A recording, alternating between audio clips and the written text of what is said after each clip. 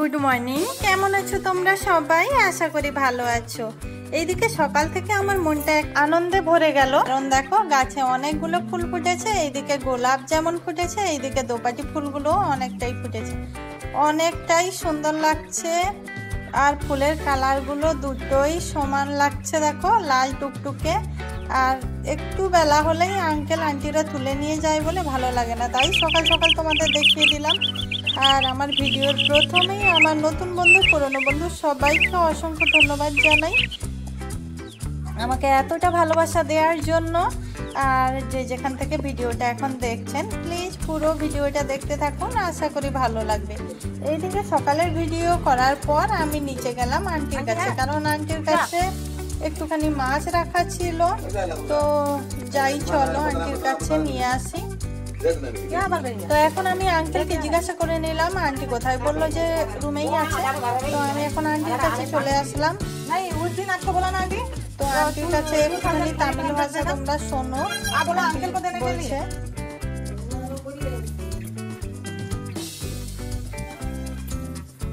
তারপরে দেখো আমি ফ্রিজটা খুলে এখন আমি টিফিন বক্সটা বের করে নিলাম।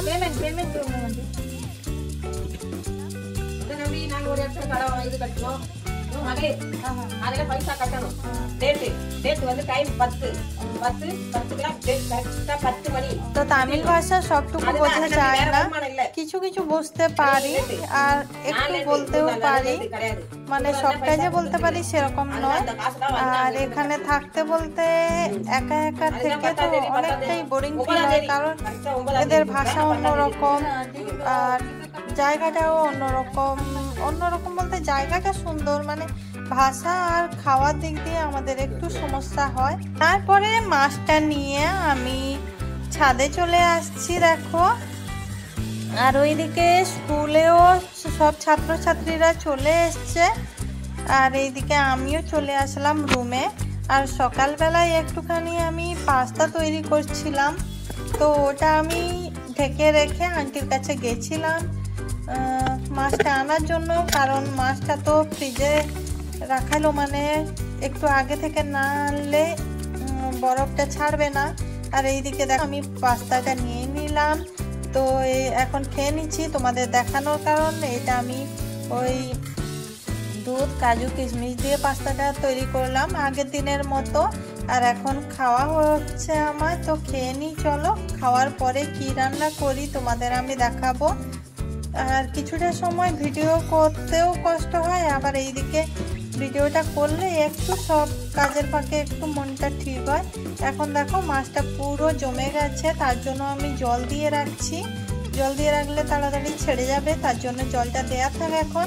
আর এইদিকে আমি মশলাটা করে নিলাম, দেখো। এইদিকে বাঁধাকপিটা আর আলুটা কেটে নিয়েছি, আর এইদিকে মাছটা ভালোভাবে আবারও ধুয়ে নুন হলুদ দিয়ে ভাজতে বসিয়েছি। ওইদিকে ভাত বসালাম। এইদিকে দেখো মাছগুলো ভাজা হতে আমি এখানে মাছের ঝোল বসিয়ে দিব, তার জন্য কড়াইতে প্রথমে তেল দিয়ে এখন দেখো ওই পেঁয়াজ কুচি দিয়ে দিলাম। পেঁয়াজ কুচি দেওয়ার পর আমি এখানে দিয়ে দিচ্ছি পেঁয়াজটা একটু ভালোভাবে লাল লাল করে ভেজে নিলাম। তারপরে এখানে দিয়ে দিলাম দেখো আদা রসুনের পেস্টটা। তো আদা রসুন পেস্টটা দেওয়ার পর আমি এখানে দিয়ে দিচ্ছি পেঁয়াজের পেস্ট। তো পেঁয়াজ পেস্ট দেওয়ার পর আবারও দিয়ে দিলাম টমেটোর পেস্ট। তো টমেটোর পেস্টটা পুরোটা দেওয়ার পর এখানে আমি দিয়ে দিলাম পরিমাণ মতো লবণ। তো পরিমাণ মতো লবণ দিলাম। এটা না মাছের একেবারে কারি বলতে মাখা মাখা হবে এই তরকারিটা পুরোটা, দেখো। এইদিকে হলুদটা দিয়ে দিলাম, মানে হলুদ গুঁড়ো, তারপরে দিলাম লঙ্কা গুঁড়ো, তারপরে অল্প একটু দিলাম কাশ্মীরি লঙ্কার গুঁড়ো। এইদিকে দেখো মশলাটা ভালোভাবে আমি কষিয়ে নিলাম। আর এইদিকে ফোনের সমস্যার জন্য আমি তোমাদের মানে ঝোলটা যে হয়ে গেল রান্না করলাম আর দেখাতে পারলাম না। এইভাবে মশলাটা কষিয়ে জল দিয়ে কিছুক্ষণ বাদেই মাছটা তুলে আমি নামিয়ে নিয়েছি, তাই মুখেই বলে দিলাম। আর এইদিকে দেখো বাঁধাকপির তরকারি করার জন্য প্রথমে কড়াইতে তেল দিয়ে ফোড়ন দিলাম, তারপরে পেঁয়াজ কুচি, তারপরে আদা রসুন পেস্ট, তারপরে এখানে দিয়ে দিচ্ছি টমেটো কুচি। তো টমেটো কুচিটা দেওয়ার পর আমি আবারও ভালোভাবে নেড়ে নিয়ে এতে অল্প পরিমাণ দিয়ে দেবো হলুদ, আর দিয়ে দিচ্ছি হলুদ গুঁড়ো, লঙ্কা গুঁড়ো।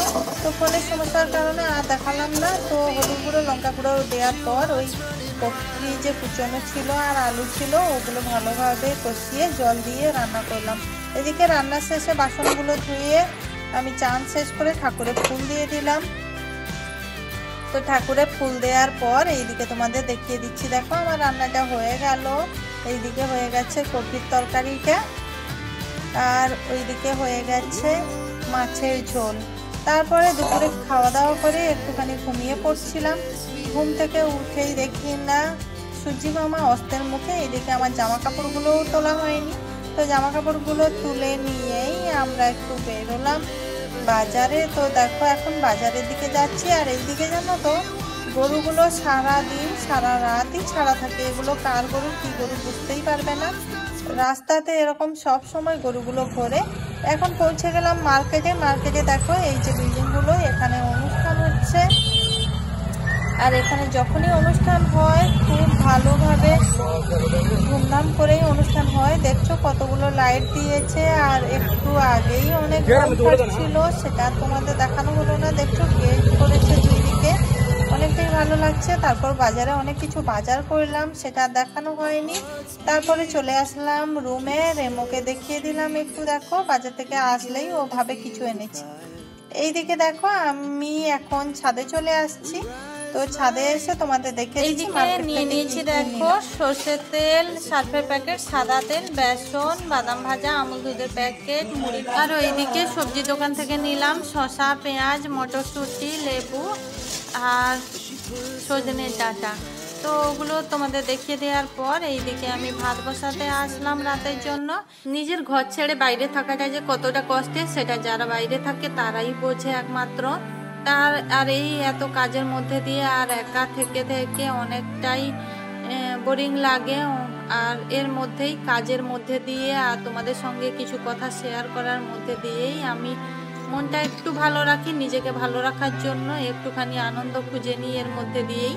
তারপর রাতের জন্য রান্না হলো সজনে ডাঁটা মাছের ঝোল, আর দুপুর থেকে ছিল কপি তরকারি। ভিডিওটা এ পর্যন্তই। কেমন লাগলো জানিও। সবাই ভালো থেকো।